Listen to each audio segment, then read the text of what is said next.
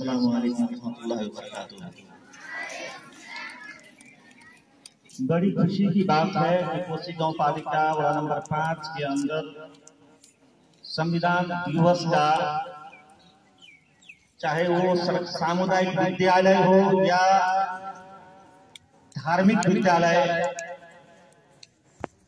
मेरे ख्याल से अभी तक यहाँ 5 विद्यालय है। उन विद्यालयों में से उन संस्थाओं से सबसे पहले अल-फलाह पब्लिक स्कूल ने संविधान दिवस मनाने का जो आयोजन किया है। मैं तहे दिल से अल-फलाह पब्लिक स्कूल के नाज़िम जनाब मौलाना अब्दुल वासी उमरी साहब, अल-फलाह पब्लिक स्कूल के सदर और असातिज़ाए किराम और जिम्मेदारान हज़रात का तहे दिल से शुक्रिया अदा करना चाहता हूँ कि आपने मुल्क नेपाल में शमूलियत और सहभागी और सहयोग मुस्लिम का भी रहा, और उस शमूलियत का यहाँ आपने जो मिसाल दिया, इसके लिए मैं आपको तहे दिल से शुक्रिया अदा करना चाहता हूँ।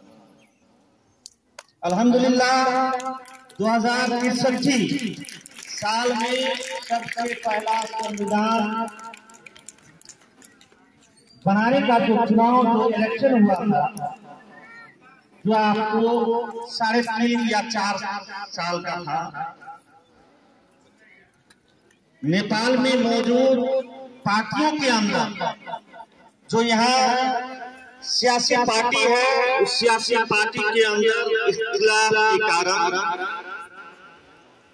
पहला संविधान सभा के चुनाव के बाद जो संविधान जारी करना था, इत्तेफाक नहीं होने के कारण, इख्तिलाफ हो जाने के कारण संविधान जारी नहीं कर पाया। दूसरा संविधान सभा का चुनाव 2067 में हुआ और अल्हम्दुलिल्लाह मौलाना ने बता दिया कि नेपाली कांग्रेस के नेतृत्व में जो सरकार और उस सरकार के प्राइम मिनिस्टर, प्रधानमंत्री, वजीर आजम सुशील कोइराला जी थे, उन्हीं के नेतृत्व में जो सरकार था 2072 असोज 3 गते संविधान को जारी किया गया। उसी के तहत आज हम उसके बाद से लेकर अभी तक मुल्क नेपाल में आपको संविधान दिवस मनाया जाता है। इससे पहले यहाँ पे जो मदारिस हैं, यहाँ पे जो सामुदायिक विद्यालय है, अभी तक ये 8 साल के अंदर अभी तक किसी सामुदायिक विद्यालय ने या दीनी मदारिस ने संविधान दिवस नहीं मनाया था। इसके लिए मैं आज बेहद खुश हूँ और मैं जितना शुक्रिया अदा करूँ, मैं अल-फलाह पब्लिक स्कूल के नाज़िम साहब का वो कम होगा मुझे लगता है। कहने की बात यह है, संविधान में हमारा हक अधिकार सुनिश्चित किया गया है। संविधान पूर्ण रूप से कंप्लीट है करके हम नहीं कह सकते हैं, क्योंकि अभी भी आपको लोजपा जैसी पार्टी, जिसके सर्वा नेता महंत ठाकुर जी हैं, मेरे ख्याल से आज उनके पार्टी के लोगों की तरफ से काली पट्टी लगाने का निर्णय किया हुआ। अपूर्ण संविधान नहीं है करके, अपूर्ण है करके आज काली पट्टी लगा करके वो विरोध कर रहे हैं। जाहिर सी बात है, नेपाल में बसवास करने वाले लोगों का ये हक है।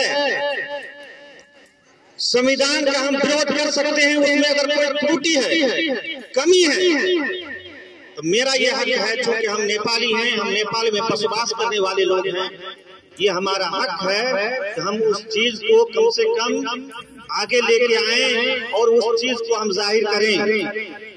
लेकिन कम से कम बुझने वाली बात, समझने वाली बात क्या है, संविधान गर्चे पूर्ण रूप से आपको जारी नहीं किया गया है, उसमें अगर किसी तरह की कमी कमजोरी, जैसे मैं आपको बता देता हूँ फॉर द एग्जाम्पल, मिसाल के तौर पर संविधान जारी होने के बाद विभिन्न आपको आयोग का गठन किया गया, उसमें मुस्लिम आयोग का भी गठन किया गया है, मदेशी आयोग का भी गठन किया गया है, महिला आयोग का गठन किया गया है, विभिन्न आयोग का गठन किया गया है। लेकिन मुस्लिम का मांग अभी भी बाकी है। क्या बाकी है? मुस्लिम आयोग की तरफ से बारंबार ये आवाज उठ रही है, ये आवाज आ रही है कि मदरसा बोर्ड का भी गठन होना चाहिए। इस चीज को हम बखूबी जान रहे हैं, अल्हम्दुलिल्लाह। इसमें मदरसा बोर्ड गठन के लिए विभिन्न पार्टी के लोग लगे हुए हैं। मैं खुद कहता हूँ आज इस स्टेज से, मैंने विभिन्न कार्यक्रम में हमारे माननीय ज्ञानकारी को भी मैंने ये कहा कि मुस्लिम आयोग को आप लोगों ने गठन किया, उसके साथ साथ आप लोगों को मदरसा बोर्ड का भी गठन करना पड़ेगा। तब जो है मुस्लिम का जो हक अधिकार है, मुस्लिम ये धार्मिक मदरसे हैं, धार्मिक मदरसों को अगर बोर्ड के गठन के द्वारा अगर आप संचालन नहीं करेंगे तो मुस्लिम का हक अधिकार आपको, मुस्लिम अपने हक अधिकार से अभी भी वंचित हो जाएंगे कह करके मैंने स्वयं कहा है। उन्होंने बड़ी पॉजिटिव बात कही कि भोला जी आप भारत को देखिए, वहां संविधान जारी हो जाने के बाद विभिन्न आयोग का गठन वहां भी हुआ, लेकिन यहाँ अभी अभी मौलाना अब्दुल वासिफ साहब के लख्त जिगर ने कहा, अल्हम्दुलिल्लाह बहुत अच्छी बात उन्होंने कही कि नेपाल, मुल्क नेपाल में रहने के बाद यहाँ के संविधान से लेकर यहाँ के इतिहास की जानकारी हमारा राइट्स है, ये अधिकार नहीं। अगर कहा जाए कानूनन इतिहास को जानना जरूरी। इसलिए मैं ये आग्रह करना चाहूंगा कि जो हिस्ट्री है, जो नेपाल की हिस्ट्री है, उसको भी कम से कम दीनी मदारिस में शामिल किया जाए। तो उन्होंने क्या कहा था हिंदुस्तान के विषय में, मुस्लिम आयोग गठन होने के जस्ट बाद आपको मदरसा आयोग का गठन नहीं हो गया था, उसके लिए कुछ इंतजार करना पड़ा।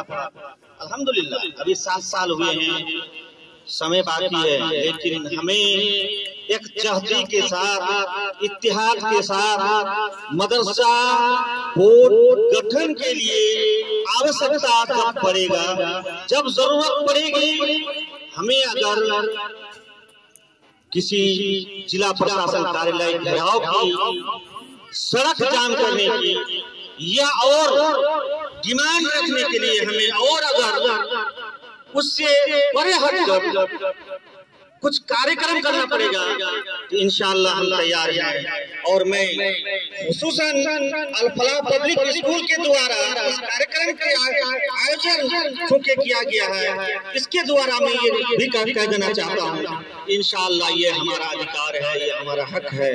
आगामी दिन में मदरसा बोर्ड गठन के लिए हमें जो जद्दोजहद करनी होगी, इंशाअल्लाह उसमें मुझे नहीं लगता है कि अल फलाह पब्लिक स्कूल के जो अरकान हैं, जो नाज़िम साहब हैं, उसमें किसी भी तरह की कोई कमी रखेंगे करके मुझे ऐसी उम्मीद नहीं है। इंशाअल्लाह पेश रहेंगे।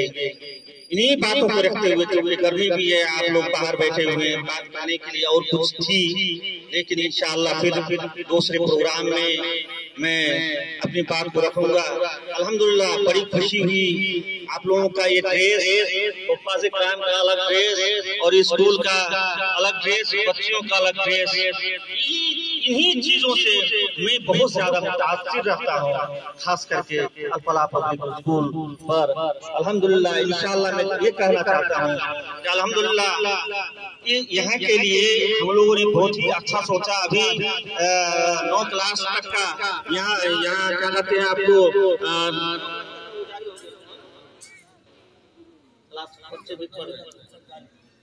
9 क्लास कक्षा भी जारी हो चुका है।